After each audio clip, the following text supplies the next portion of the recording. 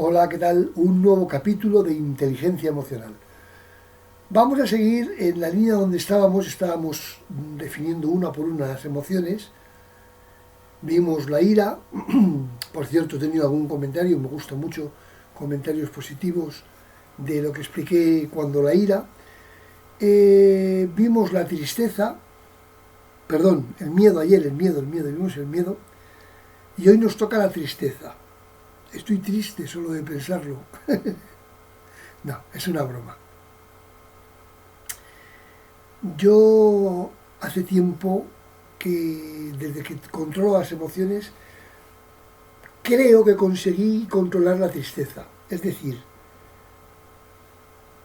sabiendo por qué se origina la tristeza, al menos sabiendo por qué se origina en mí, lo que procuro es, cuando tengo estados que me lo pueden generar, me genero nuevos estados para evitar la tristeza.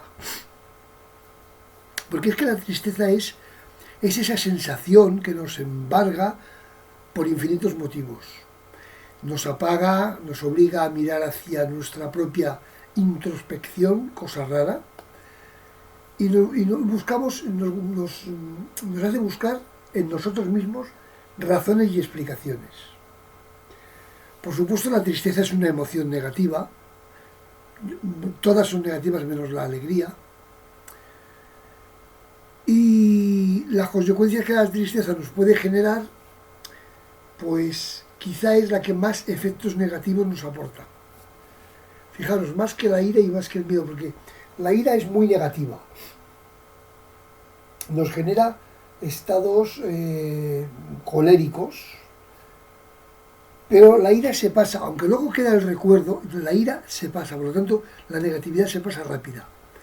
El miedo es malo, es negativo, pero normalmente el miedo lo podemos superar como os decía ayer, con visualizaciones positivas, con actividad, moviéndonos, relacionándonos con la gente, solemos disminuir el miedo. Pero la tristeza, aunque te reúnas con gente, aunque te socialices, la tristeza permanece.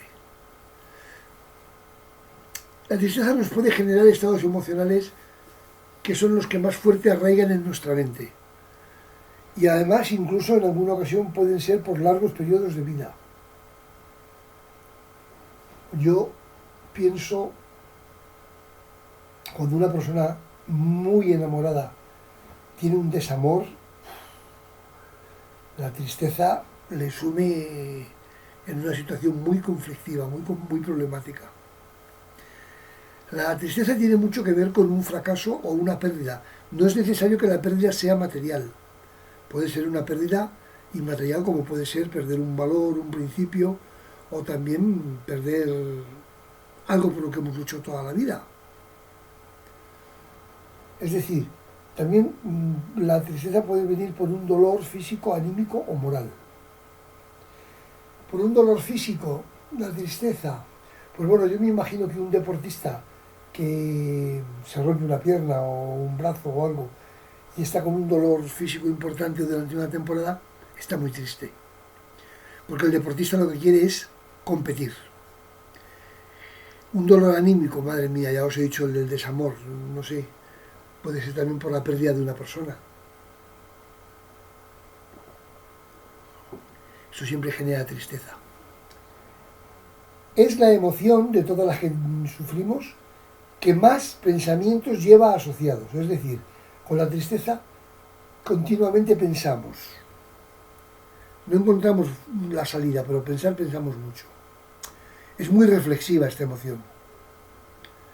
También es una emoción que induce al acompañamiento, es decir, una persona triste le gusta tener compañía. Nos genera un descenso metabólico muy importante en el organismo.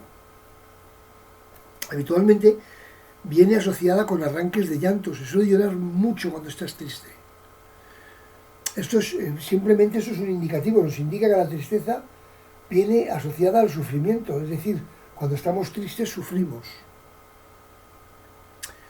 Muchas veces el llanto que tenemos cuando estamos tristes, muchas veces ayuda a solucionar la tristeza. Más que a solucionarla, a amortiguarla. Bueno, Paul Ekman describió una expresión facial de la tristeza que era descenso de los párpados superiores, descenso de los extremos de los labios y una menor atención de la mirada en el punto de focalización. Es verdad, la persona triste tiene la mirada perdida. En mi experiencia personal, la curva de los labios no solamente es puntas hacia abajo, sino que pierde la redondez, los labios se emblanquecen levemente, aquí no hay ese cerco gris que hablábamos, me parece que era en el miedo. Los pómulos pierden su color, pero no se alargan, simplemente pierden color. Adoptan una palidez continua y también pierden definición. Recordaos que con el miedo los pómulos se tiraban hacia arriba y emblanquecían. Las cejas se ponen rectas, los hombros caídos, muy significativo de la tristeza. Hombros caídos y brazos que cuelgan de los hombros como si fueran de goma. El color de las uñas cambia, pero aquí el color que adopta las uñas es una palidez inexpresiva. Ante una situación de tristeza, ante una emoción y estado emocional de tristeza, suele ser muy conveniente explicar nuestros problemas a otras personas. El problema no desaparece, pero sí que desaparece una gran parte de la percepción de tristeza. O sea, esta manera de afrontar la tristeza es sanadora y apropiada para poder salir de este estado. Bueno, los expertos en psiquiatría y psicología opinan que el cerebro se encuentra más preparado para enfrentarse a esta emoción que a cualquier otra. ¿Por qué puede ser esto? Pues porque la tristeza es progresiva. Es decir, la tristeza no es ¡pum! La tristeza es progresiva. Fijaros, normalmente un rostro entristecido es el que más empatía provoca en los demás. La gente suele tender a apoyar a quien va con el rostro entristecido. Quiero comentar aquí que la tristeza no tiene nada que ver con la depresión.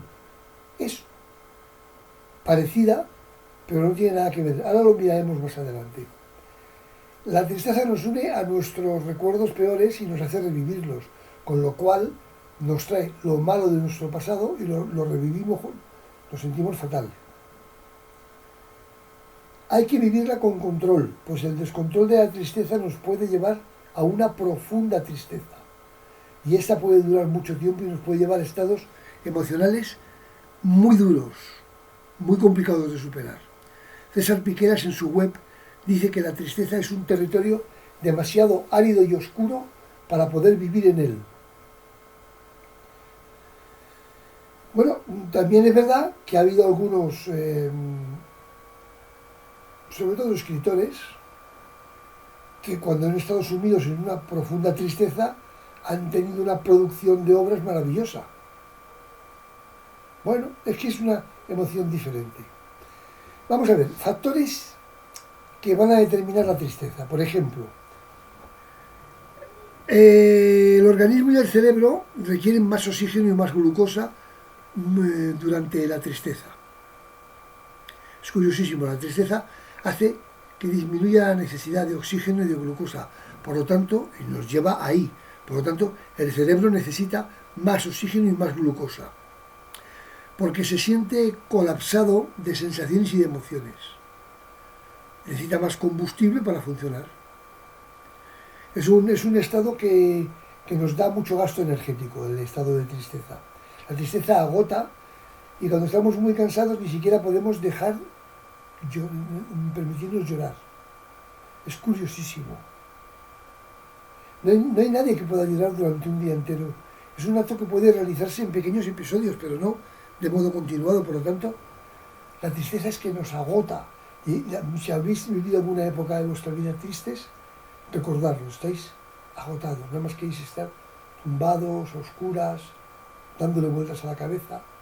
Siempre hay el porqué, el porqué, el porqué, el porqué. La tristeza viene acompañada de una pérdida del gusto por lo dulce. Es muy curioso, pero cuando estamos tristes, el cerebro no necesita la sensación de dulce. Nos cambian los receptores en la lengua y las personas no captamos del todo el sabor y por lo tanto comemos más pero no dulce. La tristeza nos causa un bajo nivel de serotonina. El cerebro, cuando estamos tristes, deja de producir serotonina a un nivel que se considera adecuado. Y un déficit del neurotransmisor, que es la serotonina, supone que nos pueden aparecer a medio o largo plazo las temidas depresiones. Es decir, una tristeza mal tratada nos puede llevar a una depresión. También nos puede llevar a una obsesión compulsiva e incluso a algún ataque violento. El cerebro, ante situaciones de estrés, ansiedad o miedos, altera su producción de neurotransmisores y esto siempre afecta a nuestra conducta. Afortunadamente, la tristeza es una emoción de la que podemos aprender, nos permite aprender de lo que hemos vivido, de nuestros valores, porque como lo repasamos todo y lo seguimos todo y lo preguntamos todo, aprendemos de nuestras experiencias. Además, la tristeza lleva varios mecanismos de defensa mediante los cuales nos protege, guardando en la memoria recuerdos mediante los que podemos aprender, situaciones a las que nos podemos anclar y, sobre todo, situaciones que nos permiten salir de las mareas de la tristeza.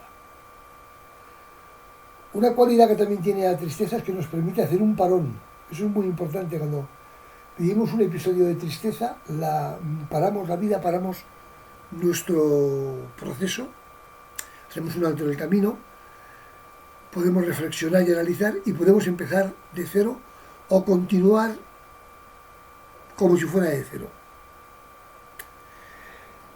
¿Cómo podemos salir de la tristeza? Bueno, pues, a ver, yo ya sé que para mí todo es fácil, pero, vamos, conociendo por lo menos los sistemas, es más fácil. Por ejemplo, la tristeza cuando viene hay que aceptarla. Bueno, es que yo siempre os digo que hay que aceptar todo. Aceptando la tristeza y saliendo de esas manifestaciones como pueden ser el llanto o la introspección, o sea, evitándonos a nosotros mismos entrar en esto, la tristeza se puede salir. También tenemos, yo he dicho, tenemos que aceptar la tristeza, pero también tenemos que darnos permiso para expresarla. El llanto en pequeñas proporciones nos va a devolver la paz. Deporte, cuando estamos tristes hay que hacer mucho deporte. Comer sano. Tener unos horarios para comer y dormir muy establecidos. Y también para salir a pasear. Generar pequeños cambios en nuestra vida que nos activen y nos empiecen a motivar. Buscar en nuestras actividades, y en alguna de nuestras actividades, una motivación intrínseca, un gusto por realizarlas más allá del resultado que puedan ofrecer. Acudir a un profesional a que nos ayude. Normalmente es lo que suele hacer una persona que no está preparada. Bueno, cuando entramos en un proceso de una profunda tristeza, hay un grave riesgo de entrar en depresión. Son dos emociones diferentes. Tienen muchos puntos en común, pero no son iguales. Hay una confusión a la hora de definir las dos emociones que a veces lleva al error. A veces una persona está en una profunda tristeza y la gente dice que está deprimida. No, vamos a ver. La depresión es un trastorno psicológico. Es una psicopatología que por distintas causas y razones la persona afectada manifiesta síntomas de tristeza, apatía, angustia, sentimientos de desesperanza. Es decir, la tristeza simplemente es una pequeña faceta de la depresión. La tristeza es un estado mental relativamente pasajero. La depresión no. La depresión se engancha más a fondo y la depresión es más complicada. Las personas con depresión tienen un nivel de activación en varias zonas del cerebro claramente inferior a las personas sanas. Es decir, haciendo una prueba de neuroimagen se detecta esto. se puede detectar que el cerebro depresivo se diferencia claramente del cerebro sano. Además, los niveles de serotonina son mucho más bajos en las personas que tienen un cuadro depresivo, lo cual influye mucho en los procesos mentales. En cambio, una persona triste experimenta cambios, pero no son tan radicales ni por supuesto tan duraderos en las dinámicas de activación cerebral. La bulia. La bulia se caracteriza por afectar a las personas con depresión.